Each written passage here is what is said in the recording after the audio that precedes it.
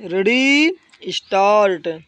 अध्यक्ष महोदय, मैं कहना चाहता हूँ कि हर आदमी को यह अधिकार है कि जिसको वह चाहे डाक द्वारा मत भेज सके।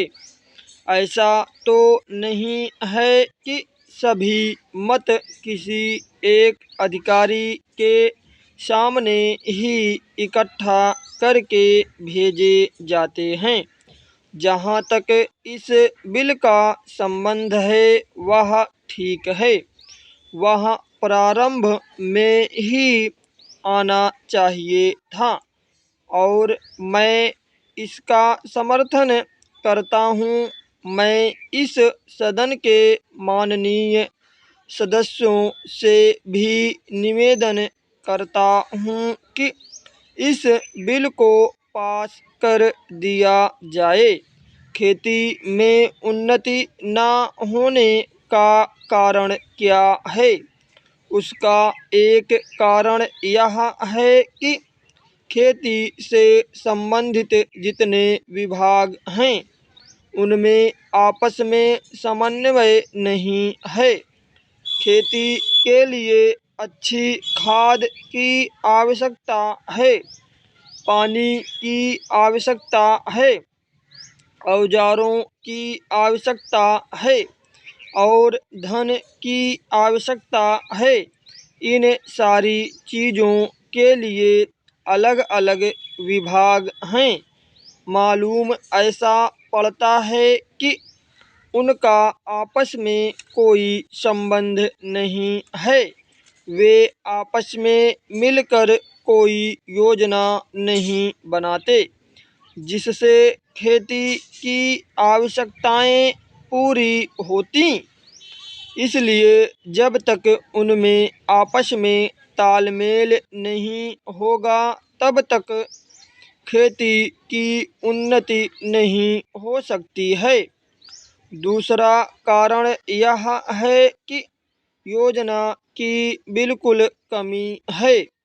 इसके अलावा कृषि कॉलेजों से निकले हुए जो स्नातक होते हैं, जो खेती की बातों को जानते हैं, उनमें से एक भी आदमी खेती करने के लिए तैयार नहीं है।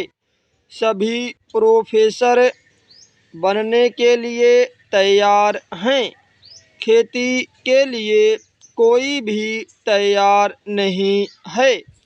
एक बात मैं माननीय मंत्री जी से विशेष रूप से कहना चाहता हूँ। अधिक उपज न होने का एक कारण यह है कि जो खेत में काम करते हैं वे उसके मालिक नहीं हैं। खेत किसी और का है और काम कोई और कर रहा है। इसलिए मेरा कहना यह है कि किसानों में जब तक यह भावना पैदा नहीं होगी कि यह मेरी भूमि है, तब तक अधिक उपज नहीं हो सकती है। इसके लिए आप जब तक भूमि सुधार नहीं करेंगे तब तक कोई बात बनने वाली नहीं है।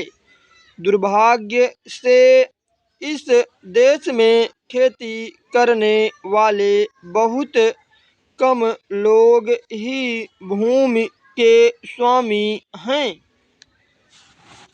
खेती की उन्नति के मूल आधार हैं पानी, खाद, बीज, धन, उपज का उचित दाम और भूमि सुधार। इन सब की ओर कृषि मंत्रालय का ध्यान नहीं है।